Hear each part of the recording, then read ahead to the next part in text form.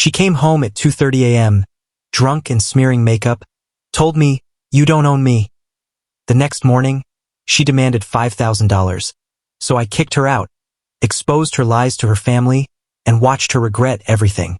I'm 34, and I thought I had a pretty stable relationship. For the most part, things between me and my girlfriend seemed normal, at least until a few months ago.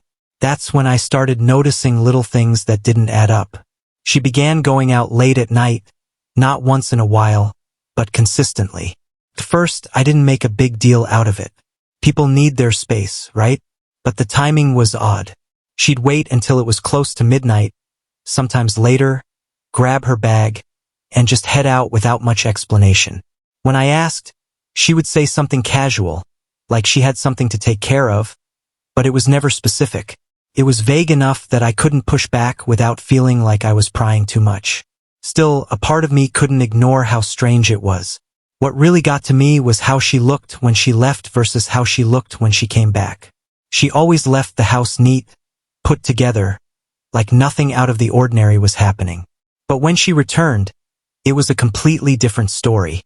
Her clothes would be messed up, her lipstick smeared across her face, and more often than not, she'd be drunk. Not tipsy drunk, stumbling, slurring, sometimes even struggling to find her keys at the door.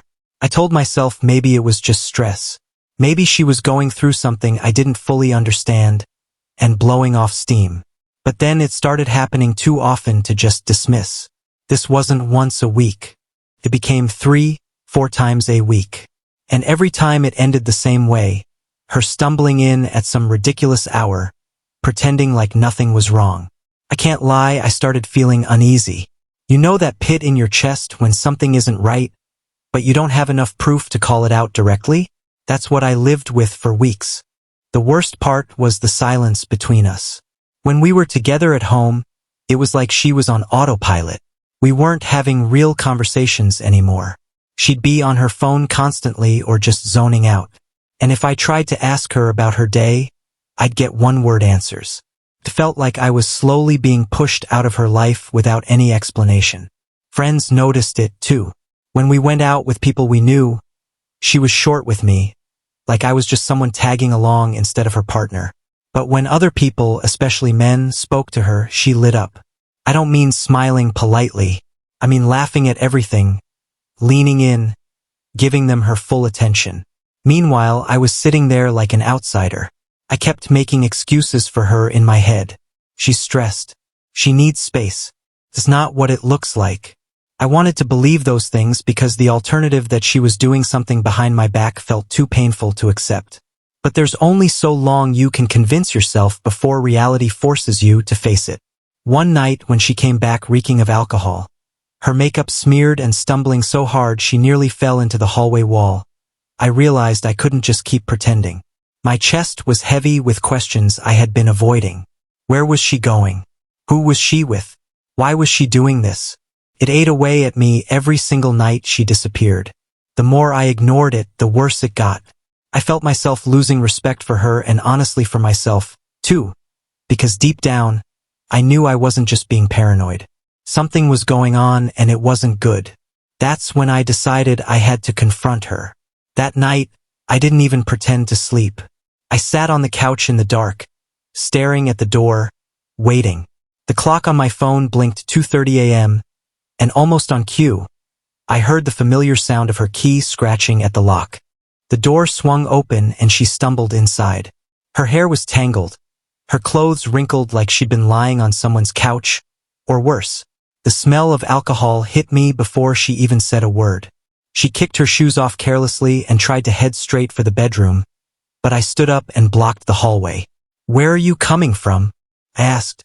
My voice was calm, but inside my chest was tight. She stopped, glaring at me like I just asked the most insulting question in the world. "This is not your problem," she slurred. "I'm an independent woman. I decide where I go and when I come. You don't own me." Her words hit me like a punch. I wasn't trying to control her. I wasn't trying to own anyone. I was her partner, someone who loved her, someone who deserved honesty. But the way she said it with that sharp, dismissive tone made it clear she didn't care how her choices were affecting me. I stood there staring at her, trying to process what had just come out of her mouth. For a second, I thought maybe she'd soften. Maybe she'd realize how disrespectful it sounded.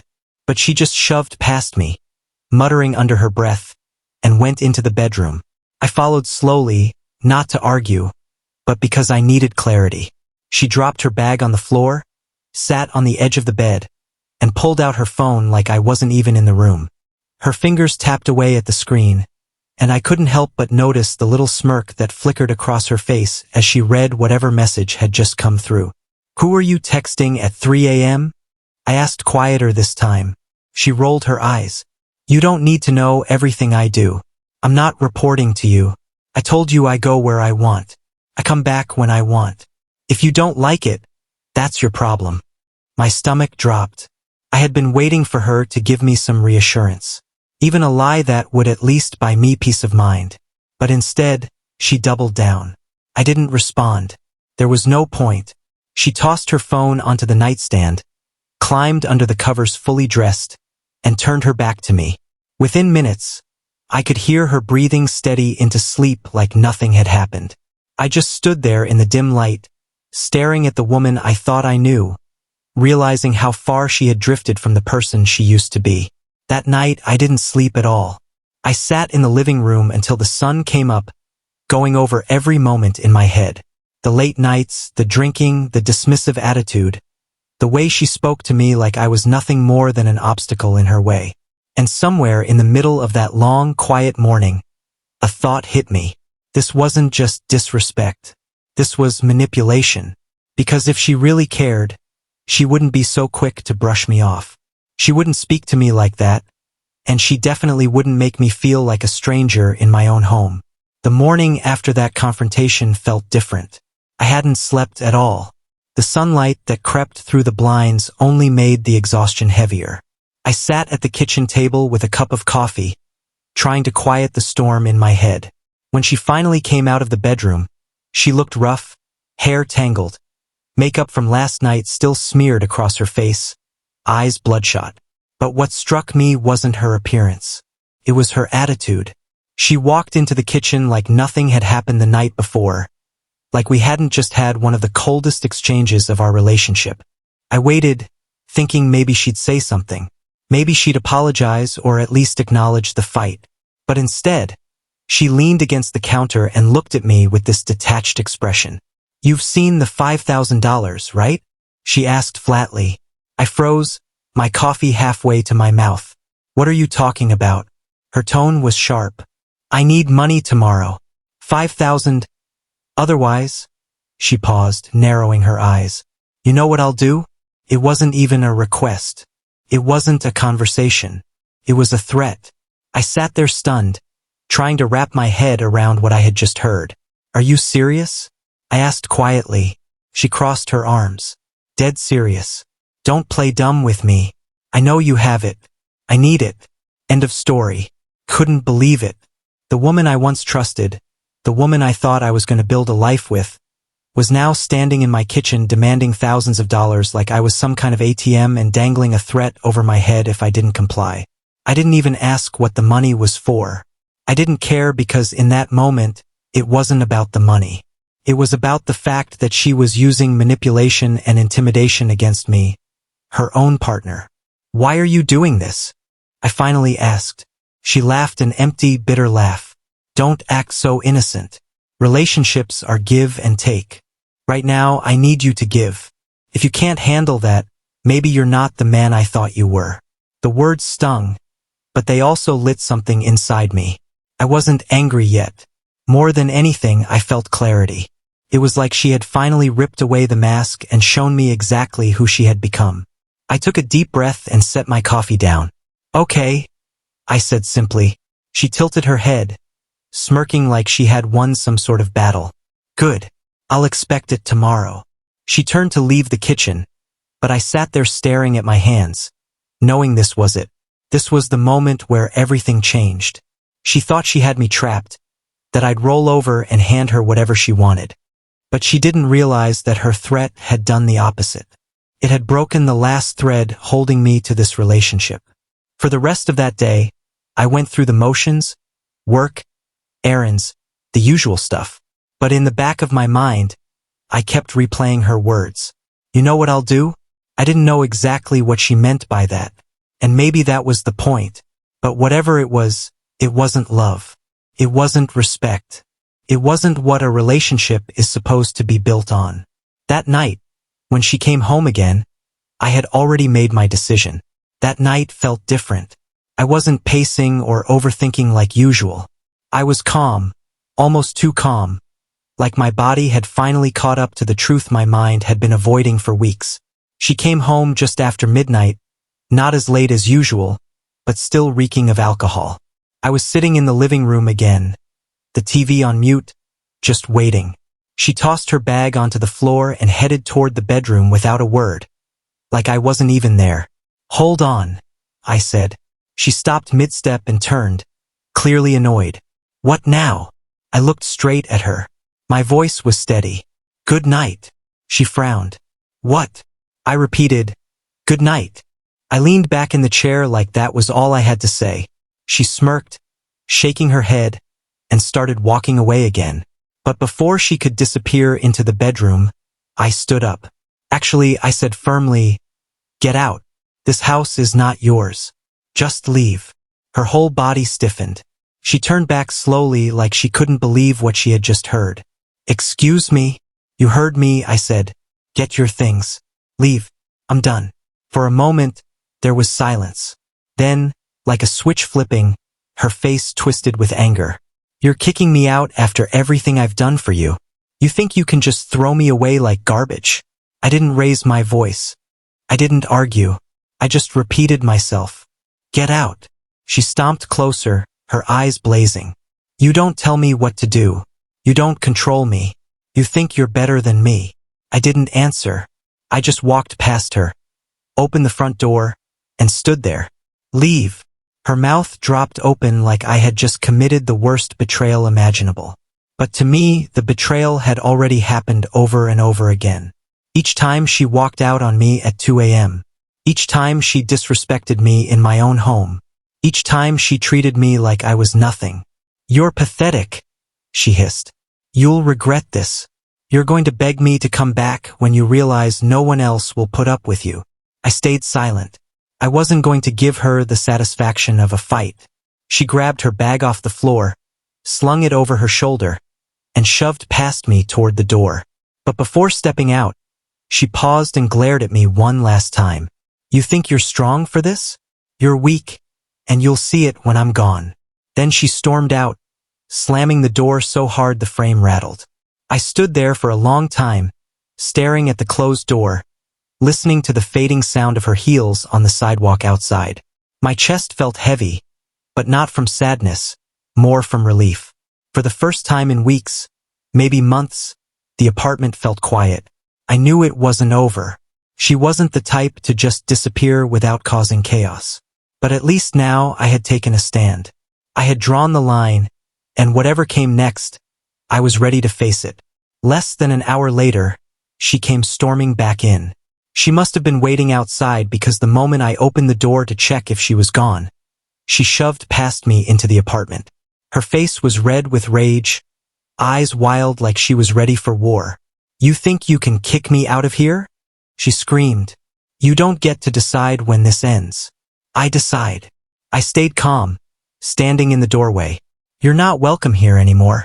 Just leave. That only lit the fire higher. She started pacing, throwing her hands in the air, shouting things I never thought I'd hear from her. She called me names so vile I can't even bring myself to repeat them. Then she turned violent. She grabbed a picture frame off the shelf and hurled it across the room. Glass shattered on the floor. She knocked over a lamp, kicked over a chair, yanked clothes out of drawers, and threw them across the room. It was like she wanted to destroy everything in sight. I stood there, jaw tight, refusing to give her the satisfaction of a reaction. When she realized her screaming and throwing things wasn't getting to me, she came closer, her hands clenched into fists. For a second, I thought she was actually going to hit me. She raised her arm, but stopped just short of swinging, instead shoving me hard in the chest. "You're nothing without me," she spat. "You hear me? Nothing." I didn't move. I didn't flinch. I just stared at her, which only seemed to enrage her more. Finally, she stormed into the bedroom, yanked open drawers, and grabbed whatever she could stuff into her bag. Shoes, clothes, even things that weren't hers. Then, I heard the sound of my wallet hitting the floor. She had taken it from the dresser, slipped my credit card out, and tucked it into her pocket without hesitation. "What are you doing?" I asked firmly. She smirked, a twisted, bitter smile, taking what I deserve. Before I could stop her, she was out the door again. I stood there in silence, staring at the mess she had left behind, my heart pounding. I wanted to believe it was just her throwing a tantrum, that she'd cool off and realize what she had done. But I was wrong. Within hours, I started getting text notifications. My phone buzzed nonstop, charges hitting my account one after another. First a bar, then a high-end clothing store, then some online purchases. By morning, she had burned through nearly $5,000. I immediately called my bank, froze the card, and reported it stolen. But the damage was done. As I sat there in the quiet, staring at the paperwork the bank emailed me, I couldn't help but feel a strange mix of anger and relief. Anger that someone I had loved could do something so calculated, so cruel. Relief that I finally had concrete proof that I wasn't just imagining things, that my gut had been right all along. Later that evening, I called her mother. It wasn't an easy call, but I needed her family to know the truth. When her mom answered, I hesitated, then explained everything. The late nights, the drinking, the disrespect, the screaming, the threats, and the stolen $5,000. Her mother didn't interrupt. She didn't defend her. She just listened. By the end, I could hear the disappointment in her voice. "I'm so sorry," she whispered. "That's not the daughter I raised."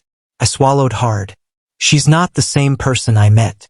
She's not the same person I thought I was building a life with. I held on longer than I should have, but she pushed me past my limit. Her mother sighed. "You did the right thing walking away. Don't let her drag you down with her." I ended the call, feeling strange relief. Not joy, not triumph, just relief. The apartment felt peaceful again. For the first time in weeks, maybe months, I could breathe. I finally had closure. I finally had peace. And that peace was worth more than any apology she could ever give.